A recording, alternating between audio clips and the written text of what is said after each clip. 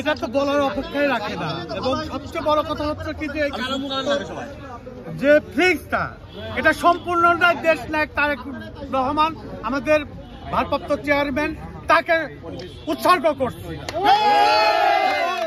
এই মামলা পরিচালনা যারা ব্যারিস্টার কায়সা কামাল সহ যারা পরিচালনা করেছে তাদেরকে ঈশ্বরের পক্ষ থেকে বিপ্লবী সালাম এবং শুভেচ্ছা জানাচ্ছি।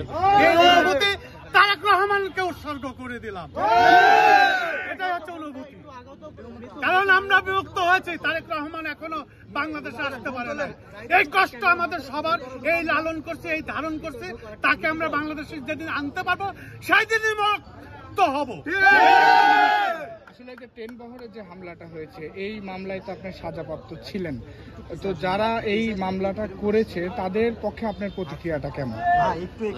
এটা তো আপনার সবাই মিডিয়া অবগত যে মামলাটা টোটালি একটা ভুয়া মামলা। তৎকালীন আওয়ামী লীগের অভ্যন্তরীণ গ্রুপিংয়ের এই গণ্ডগোল, সেটাকে আমরা সাপোর্টাজ হয়ে গেছি। যে কারণেই হোক মামলা হয়েছে, পরবর্তীতে আওয়ামী লীগ ক্ষমতায় আসছে, তারা এই মামলাকে মানে নারাজি দিয়ে সিআইডিতে নিয়ে যায়। ঈশ্বরদীতে একটা অন্য মামলার জিডি ছিল, যেটা সকালে একটা অপ্রীতিকর ঘটনা ঘটল। সেই জিডির পরিপ্রেক্ষিতে উদ্দেশ্য প্রণোদিতভাবে আমাদের 52 জনকে আসামি করে এই মামলা দিয়েছে। আর এই রায়টা সম্বন্ধে আপনারা সবাই জানেন, একটা ফরমায়েশি রায়, টোটালি ফরমায়েশি রায়। সেটা তো আপনারা হাইকোর্টের বিচারপতি রায়ে উল্লেখ করছে। এবং এটার কোনো সাক্ষী ভিত নাই, এখানে কোনো ইনজুরি নাই, এখানে কোনো সিজার লিস্টে কোনো উপাদান নাই, অথচ এখানে ফরমায়েশি শুধুমাত্র। কারণ আপনারা একটা জিনিস জানেন, পাবনা জেলার ঈশ্বরদী থানাটা বিএনপির একটা সাংগঠনিক ভিত এবং ঘাঁটি।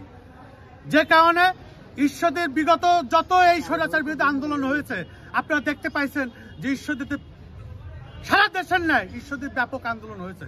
এবং এই নেতা কর্মীদেরকে উদ্দেশ্য প্রণোদিতভাবে এই সাজা দেওয়া হয়েছে যেন আগামী দিনে পাবনা জেলায় এই মাফিয়া সরকারের বিরুদ্ধে যেন কেউ আন্দোলন খাড়া করতে না পারে। সেই প্রচেষ্টারই ফল ছিল এই আমাদের বিরুদ্ধে। আর এবং আপনাদের মিডিয়াদেরকে ধন্যবাদ জানাই, আপনাদের আগামী দিনে আমাদের সহযোগিতা করবেন এই প্রত্যাশা রাখি। আসলে সঠিক সত্য সংবাদ পরিবেশন করবেন। বিগত রেজিম যে মাফিয়ারা কায়েম করেছিল মিডিয়ার প্রতি, সেটা যেন আপনাদের প্রতি আর না হয়। আপনারা সঠিকভাবে আপনাদের চোখ এই মিডিয়া, আপনাদের কাছে আমরা সহযোগিতা চাই। আসলে হাইকোর্টে যে একটা ঘটনা ঘটেছিল, এতে কি আপনি দুঃখ প্রকাশ করছেন? অবশ্যই, কারণ যেটাই ঘটুক এটা অবশ্যই দুঃখজনক। কারণ আপনারা আমাদের সহযোদ্ধা, আমরা মনে করি মিডিয়া আপনারা আমাদের সহযোদ্ধা। এখানে একটা ভুল বোঝাবুঝি হয়েছে, অবশ্যই আমি অনুতপ্ত এবং আমি ক্ষমা চাচ্ছি। আমি অবশ্যই আমার সেই সাংবাদিক ভাইকে দেখতে যাবো আমরা সবাই মিলে। ধন্যবাদ।